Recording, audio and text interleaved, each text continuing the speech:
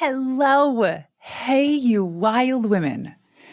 So it's crazy to think that I'm already recording an episode that talks about what to do to plan your next year. Because I don't know if you experienced it this year, especially this fall, but October and November are gone like that. And it was a good thing. It's a good thing because it means that I've been enjoying my time, busy traveling. But sometimes I'm like, wait a second, hold up, pull back on those reins, horsey. What is happening? And everything that I designed and planned for in 2024 has come to fruition. And what a year it has been, which even got me more excited for the stuff that's kind of been sprinkled in our calendar for 2025. And I can't believe I'm saying 2025. But I want to talk, I don't want this just to be another like New Year's resolution podcast, because quite frankly, I don't like those. But I do believe in the power of taking this time of year, especially starting today, to plant the seed, to plan and design what your next year is going to look like. There's something so exquisite, something so transformational about taking this time of year and actually putting down on paper, what do you want to do? So every December, this has been happening now for probably like 12 years. My husband, Dan, and I, we go away for about 3 to 4 days to plan out our next year. We do this because we learned the hard way when trying to build our other businesses over the years and having 2 babies in the same year, that maintaining our sanity requires more than just a quick planning session at our kitchen table. We thought that was the solution back then, but we realized it needed to be a little bit more robust. And especially as our lives got busier, as we got more opportunities and there were more demands of our time, we needed something a little bit more in detail. So I remember the first time, it was our first year with our kids, and it was the first year running our businesses. We thought we could just wing it. Were so reactive. We would say yes to things, even if it was intuitively not a good decision. And we caught ourselves saying no to the important things. We would just set some goals. We would figure it out as we went along. Does this sound familiar? Let me tell you. That was the ultimate recipe for burnout, for missed opportunities, and way too many late night strategy sessions that could have been date nights, if you know what I mean. So all that is when we realized something crucial in how we were operating our businesses and how we were operating as a couple. Successful years aren't planned, they're designed. You see, there's a huge difference between the two. Planning is important, but it really is about what you're going to do. Designing is about what you'll become and how you'll live while doing it. And also designing, I'm going to add to this, is how you want to feel. So these annual retreats have become sacred times for us. They're non-negotiables. In fact, we have a month dedicated to being in Australia and Bali. Over the course of the time of year, we would normally go away. And while we are traveling with people that are going to help us with the kids, we said there's no excuse. We still need these couple days away. And so we planned it. And this year, we're going to do our first ever Australia retreat and plan our 2025, which is so cool. I cannot wait. Super exciting for many reasons. So typically what we do is we'll rent a hotel or an Airbnb, something away from home, not too far, but far enough that there's no incentive to go back home. We get people to take care of our kids. We get people to take care of the house and everything. We bring our laptops, we bring colorful pens and markers, and we have posters and whiteboards. And yes, we create a lot of free time. But here's what makes it different from our typical goal setting retreats. This is what's different from every other retreat we do every other quarter, is we actually start with our energy, not our calendar. How do we want to feel? So we reflect back on the previous year and we think, what were the things that actually caused us more anxiety and exhaustion than needed? We will design our year around our family rhythms. So around like birthdays and family trips. So once a year, we go on a trip with Dan's family, and then the next year we'll go on a trip with my family. So every other year, we're switching families on who to go on a family trip with. So these are family rhythms because Dan has more people in his family. So there's more people involved. And my family is kind of harder to schedule. So there's these rhythms and we really have to plug into them. We build white space for unexpected opportunities. We cannot just be back to back to back to back. It's exhausting. It doesn't really allow you to appreciate what about you're going to go do or something you just did. You need to create downtime. And I know this, my husband knows this. It's important for your insanity, for your physical health, your mental health. And it's also important to create that white space, no matter what you're doing in business and life, to be able to become creative. We get our best ideas in the shower, on a run, on a hike, when we're doing the mundane. So we actually need to schedule those mundane, quote, boring white spaces in order to be able to tap in and access the wisdom within us. Last thing is we create systems for sustainability, not just success. We know that success comes from sustainable systems. It's about consistency. It's about discipline. It's about knowing when to tap out, and it's about knowing when to double down. So today, I'm going to briefly walk you through our process, not because you should copy it. And please don't, because your life and your business are very unique. It's not how we live. So just know that this is kind of like a blueprint of which you can build upon. But there's an understanding in these principles that will help you design a year that works for you. So the first thing that we do is we tap into understanding designing the mindset. So we understand planning isn't enough. Planning is important, but it's kind of like the table stakes. There is a difference between planning and a difference between designing. Planning is more linear and task focused, right? You're planning to get to the airport. So you plan for getting into the car, the commute time, getting out of the car, going through security. That's very tactical, lots of tasks. But the design is that 30,000 foot view. We are going to Australia. The planning is how we're going to get there. So designing is that holistic and experience focused, like how you want to feel, what you want the experience to do for you, the memories you want to create from it. So an example going into designing your next year is something as simple as you want to work out 3 times a week. You can write that down. But why not create the design where you're incorporating movement naturally that becomes that workout or that exercise? For instance, my husband does a founder's hike every Tuesday morning. So that movement is integrated into his life. He gets to connect with people, meet new people, and get a workout in. And for me, it used to be CrossFit, and I hope to get back to it, but I loved that community. I loved being there just to be there with the people. And bonus, we got a really great workout. So you have to think about what part of what it is that you're doing is designing versus planning. The design is the overarching theme of the quarter, of the year. It's how you want to feel. The planning are the tactics to actually achieve what you're designing. So when you go into like the mentalities of this, there's 2 types of mentalities. Actually, there's a few. One is the archetype and the builder. So the architect and the builder. So the architect is the one who sees the whole system. They understand the end game.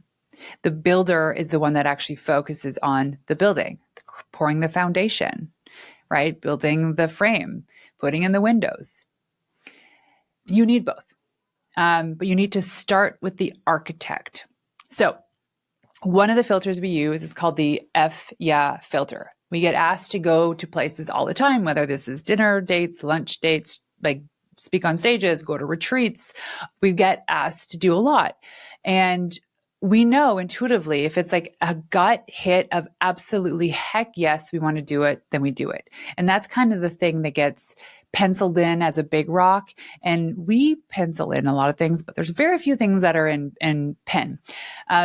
So you have to look at this filter in terms of what are the things that I absolutely want to do this year?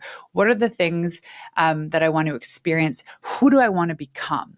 And we're going to talk about values in a second, but everything we're planning, that design is really focused on that roadmap for you as a couple, individually, as parents, as a family, in your business. This all reflects on business as well. So the other mindset is the strategy versus tactical thinking. So the strategic thinking is, as you know, long-term vision patterns. Tactical is the day-to-day execution. So the strategies like the architect the tactical is like the builder.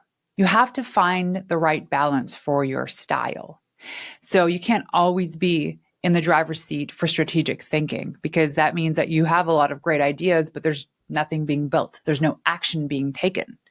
You actually do need to focus more on the action taking than on the strategy, but you need that clarity.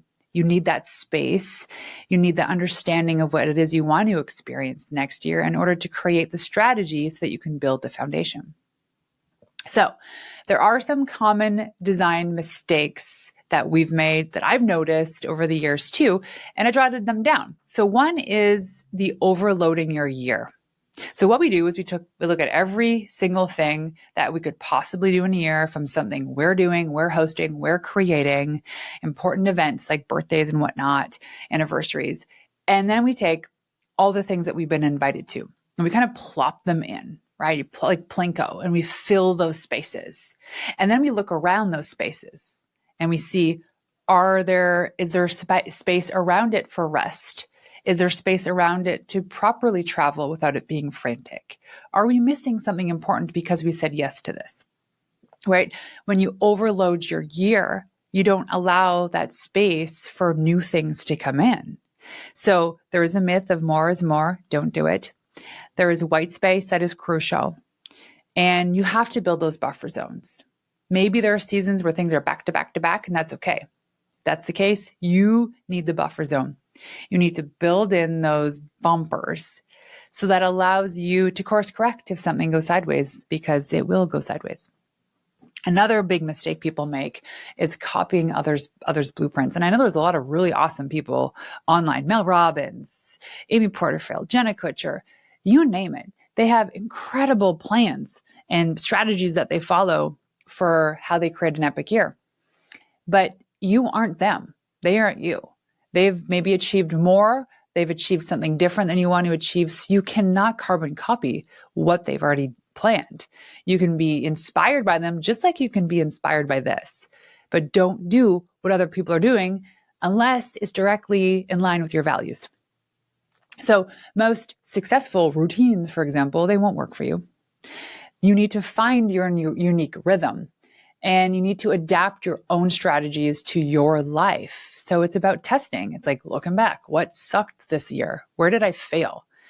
For me, it's like I had a lot of clearing out I had to do. Like selling my agency was a lot of wrapping up, closing down corporations in order to make space for the new things. And I couldn't do them together at the same time because I'd be overwhelmed. So I knew that. And this is a season of like that transition out of the business, out of the agency into something new, like growing the show and also hosting the Pink Skirt Project, which if you haven't already heard, tickets are on sale now. If you go to thepinkskirtproject.com, you can go check it out. This is a one-day summit, June 12th, Kelowna, BC.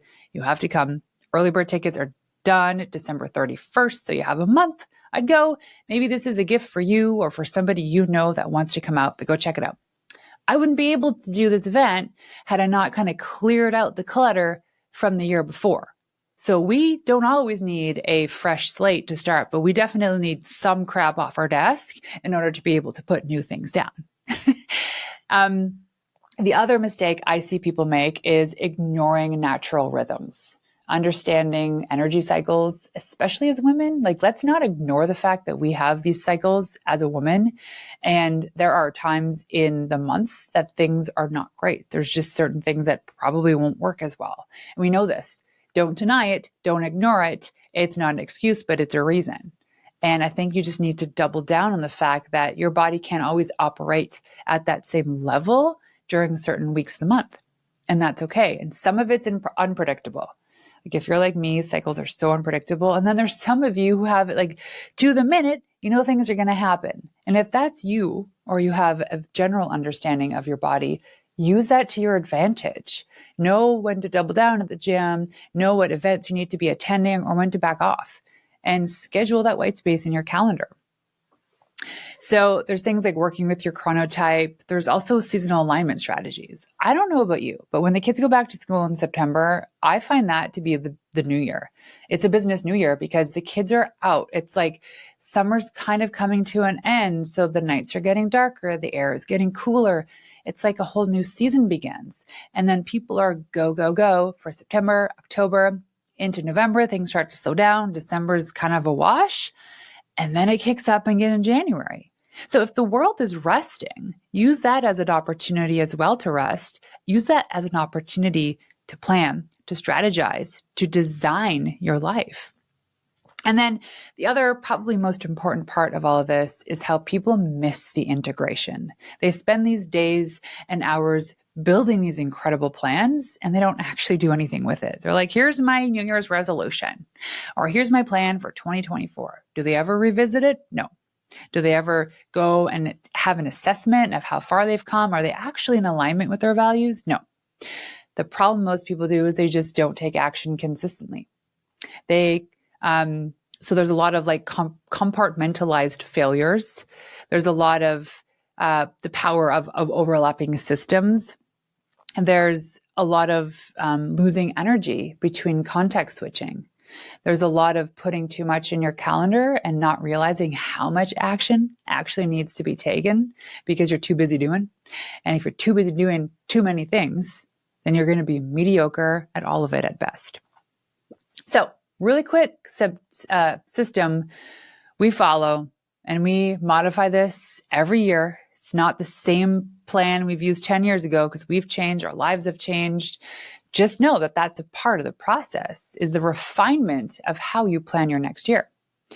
So one is a foundation design. So these are the 4 design phases for your year. So the foundation design is quite simply your energy audit. You need to track your energy and focus on where you typically lose it. For me, I lose my energy actually because I use my Oura ring, so I know when my stressful time of the day is in the morning, that 1 hour between we're all rushing to get ready and then getting the kids to school on time. That is my most stressful time of the day. And I have been working, getting 1% better every week, hasn't been fast enough at creating a better process to get us out the door more reasonably without the fighting, without the hurry, let's go, and the honking of the horn. Do you know what I mean? I make myself more anxious just being around myself in those moments.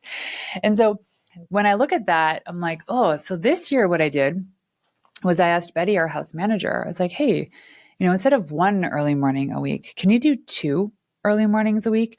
And specifically, can you do Tuesday mornings? Because that's the day that my interview podcast episode goes live, and there's a lot of promotion stuff that I have to do and double checking, and it would be super helpful. And so that 1 extra day saved me so much sanity. And it was just about me asking. Sometimes like something as simple as that is just about asking. So when I looked at where I was losing my energy, it was that. Now, not only can my podcast go live with all the right publishing, but I actually get to go to personal training as well that morning. So it's like a double whammy for that. What are your peak performance times? Mine are actually like right when I wake up. I used to, when I had my agency, I would roll out of bed, jump on my computer, check my emails, see who I need to pitch and follow up. I didn't do anything else, and I would be chugging coffees. Now, I actually just do like a quick pulse check on my socials and emails, but I don't really take action unless something is a crisis, which, by the way, knock on wood, hardly ever happens. And then I sit on my couch with my coffee and I start reading my book. And Dan is often at the couch next to me with his coffee, reading his book. Sometimes we'll chat, sometimes not. But I just noticed that I could sit down and start working again, but that's also where I found the most anxiety building up in the mornings, because I realized, oh my gosh, I have so much stuff to do today. I didn't ease into my day. It's like jumping into a cold river, not knowing how cold it is and how shocking that is. So I stopped doing that. So that drained my energy. Now I map where my energy is drained and where it's gained. So it's 99% of the time gained when I go to the gym. So if I'm feeling down, if I don't feel well, 99% of the time going to the gym, getting a sweat on makes me feel better. You need to create kind of like an energy map system and an energy management system, knowing that identify those times of day, maybe it's weeks or months, where you were always tapped out, and look bigger picture, who can help or what needs to stop happening or who can step in and start doing more. So for me, it's like morning routine, the one thing I needed to change was what time in the morning I got myself ready. The earlier I'm ready, the more I'm available to helping everybody else get their stuff done. Because like my kids, they're 11 and 12 years old, but they still need guidance. So that was one thing that was super helpful. And I'm like, admittedly, 50% of the way there. However, it's the awareness that is also important. So the other thing in this system is understanding your values. So asking yourself, what are your core values as a family, and do they still serve you? You need to understand like a value conflicts assessment. So this is about really identifying where your stated values clash with your actions and other examples. And here's an example: is if you value family time, but you're constantly checking your emails during dinner or checking your phone. Maybe you value health, but you're regularly sacrificing sleep for work. Or you value authenticity, but find yourself saying yes when you want to say no. Or maybe you value financial freedom, but you underprice your services out of fear, you don't feel you're worthy, or maybe you spend too much because maybe your vice and trauma response is purchasing things, buying things when you know you don't have the money for it. So you really need to reflect. And like this part is tough because essentially what you're doing is you're facing the triggers, you're facing the trauma because you create these values with the hopes of this being something that makes you feel more fulfilled with your life. And sometimes we put things down as a value because we feel that it's something that's expected of us, or somebody else, maybe in our family or our business, says that it's important to them. And so you absorb that value, even though you butt up against it completely. These are conversations that you have to have. So our values in our marriage and our family is GCash, growth, community, adventure, spirituality, and health. And we grade those every week. And where we find ourselves slipping, we like, whoa, what's going on? Like, is it time of year? Is it because of busy travel? You have to create those values and stick to them. And it has to be an F yeah.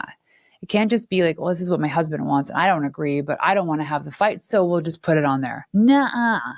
No, you have to agree on the values as a family. So this is when you start making your value-based decision. It's a framework. This is your practical decision-making tool. So for each major decision, you have to ask yourself, does this align with my core values? And which value does this serve? And finally, which value might this compromise? So for example, you might ask yourself, will this new project allow me to maintain dinner with my kids, or does this new opportunity challenge me to learn? When you look at your values, and if it's family dinners with your kids every night, like say you put every night, maybe once in a while there's an event or you're traveling, whatever. But if you start to see that there are patterns that cannibalize that time, what are you doing to get back on track? The value is about, it's your North Star. It's your lighthouse. It's the thing that guides you. And so it's to show you where you are going off track so you can come back online. You have to make an attempt to live those values daily. Even on days where you're like, oh my God, I don't want to set the table with my boys. They complain all the time and they don't eat their dinner. But you're creating a system, a pattern for them to feel safe, to be seen. There's a lot of studies about eating meals as a family out there. So you have to live those values daily. So what does success look like for you? You have to define that. How will you measure this? We use a simple Google spreadsheet for our values, and we put a grade out of 10 for every single one of them. And then we add it up over time. And some weeks we have like, I think it's out of 50. Yeah. Some weeks we have like 48. Some weeks we have 30. And we're like, oh my gosh, what went wrong? What happened here? Without tracking that, you can't really go back and fix it or find a new way of doing it or a new approach to it. The other thing is your personal ecosystem mapping. So this is essentially mapping your personal board of directors. This is like who's in your court. This is your own baseball team or your own soccer team. So you have to take inventory of key relationships. This is hard. You might have to say goodbye to people. You might have to disassociate from family members. You might have to fire somebody from your team. Or maybe you have to have a really, really tough conversation with somebody. Now is the time to plan that. Let me tell you, it is tough because we are so afraid of offending or insulting people. We are so afraid of this massive backlash that might happen. Sure, it could. However, you are really in this game to protect your energy, to protect your time. And if you have a toxic friend, a toxic employee, a toxic family member that is meddling in your affairs, that is meddling with your energy, they will always do it. And over time, guess what?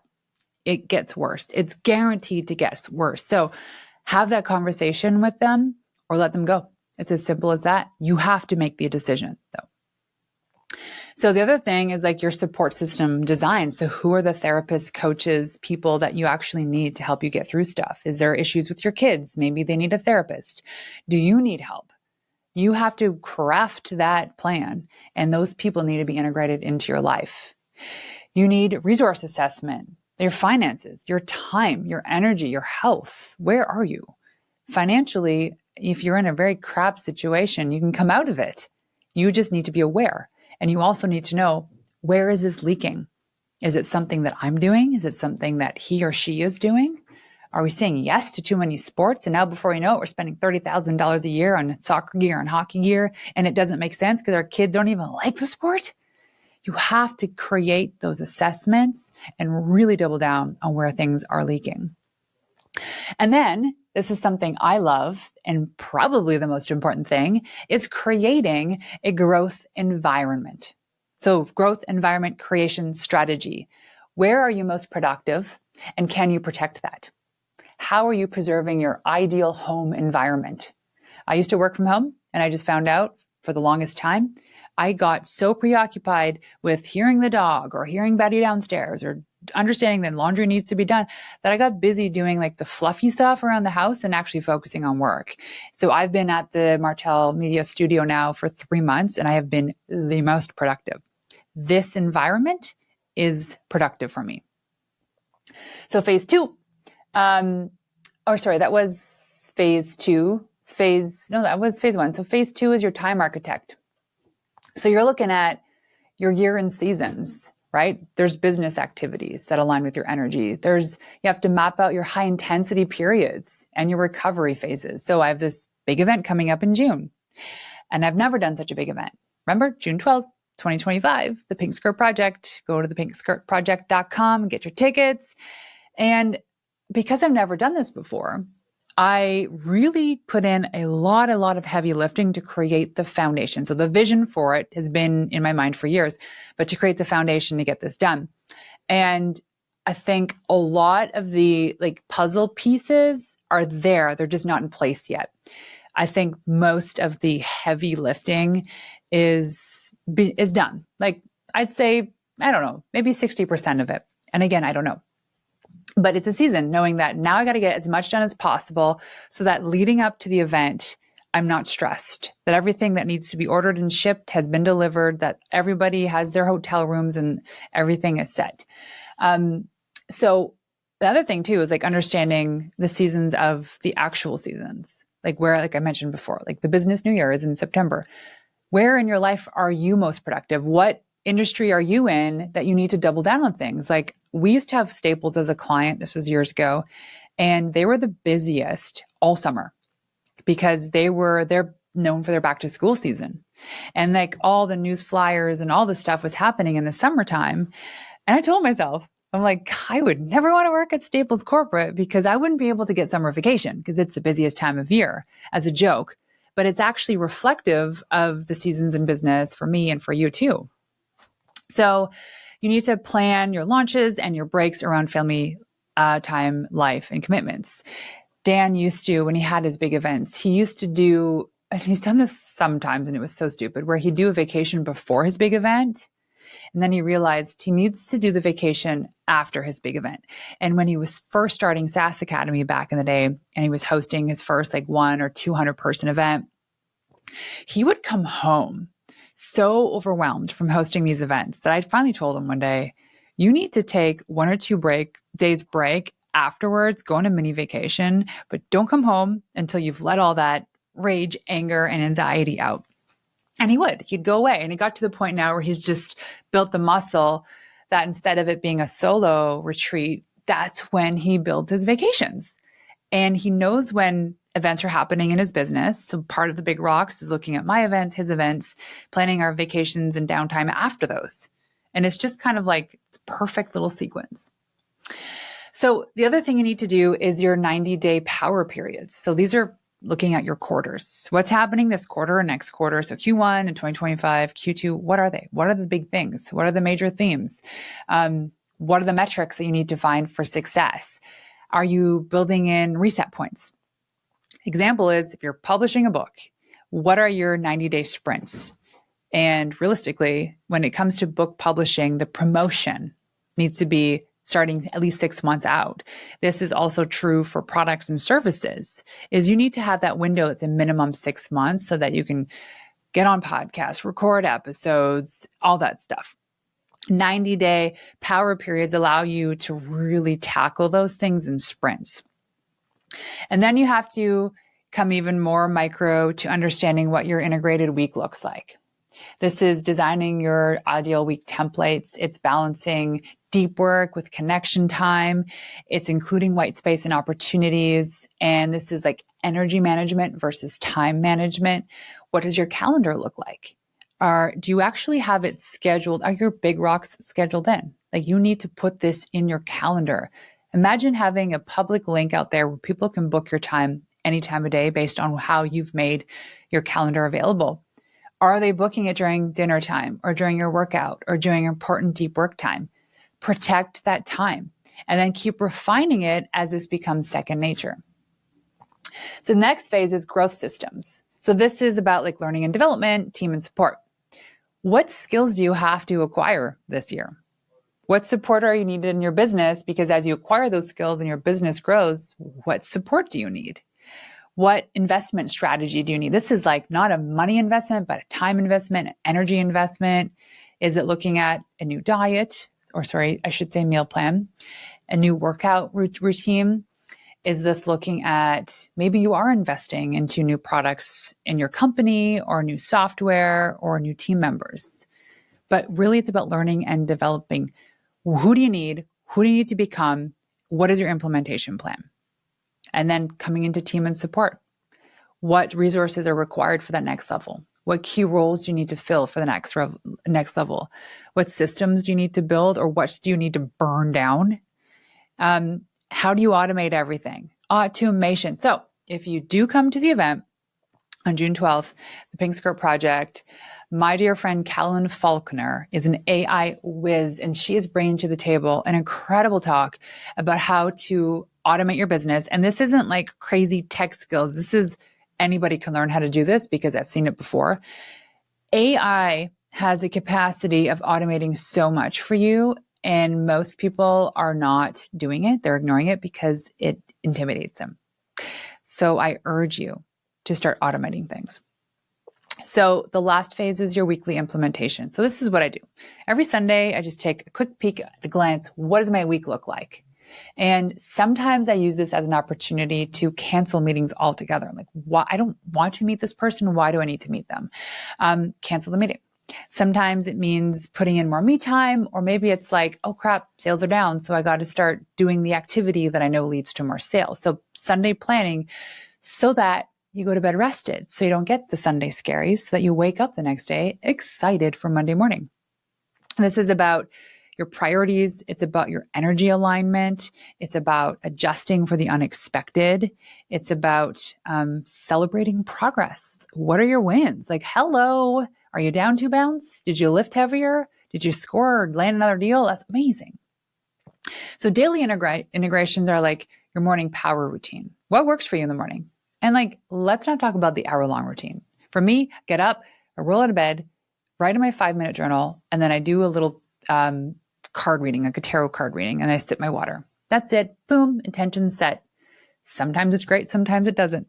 But it's the act of consistency, of the discipline of doing that every morning that helps me kind of just wake up and get set for the day. Energy check-ins, if you want end-of-day reviews as well. Like, what went well today? Where could I improve so for me, it is about logistics time management, getting from A to B, getting from B to C. I am getting better at it because I used to be chronically 10 minutes late. Now I'm chronically 4 to 5 minutes late. So it's an improvement, but that awareness too. It's like, why is this happening? And so my end of day review, the reflection has really been on what did I actually do well today that surprised me? And it's not so much about how much I got done, but the quality of the things I did to get done. Okay. So yeah, and at the end of every day, always like open up before you plug your phone in, which I urge you to plug it in the other side of your bedroom or in another room altogether, do a quick pulse check.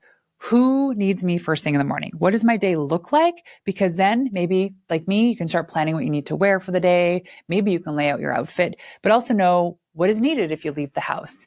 Is it, eco day for your kid? Are they outside all day? Is there soccer practice? Yada, yada. You get it. So here's some action steps for you. One is map out your year's seasons, design your ideal week, create a 90-day action plan, create your support system.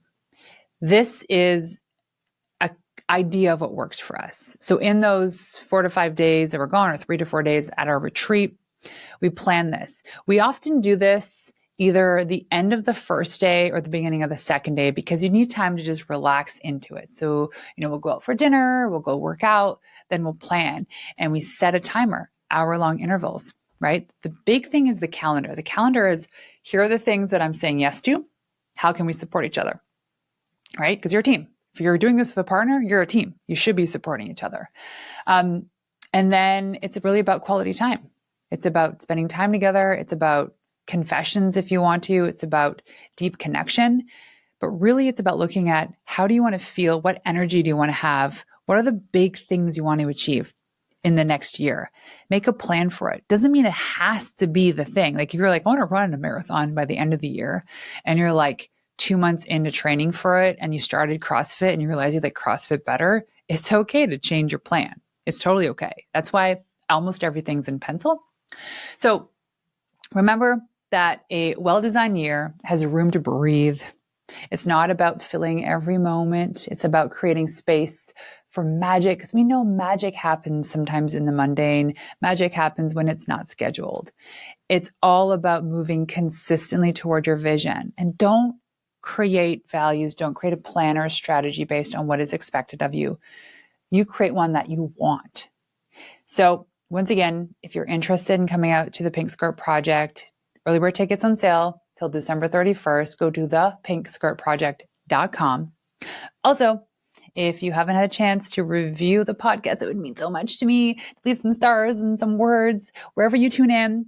I would super duper appreciate that. So cheers to a planning for 2025 like you've never done before. Until next time, ladies, peace out.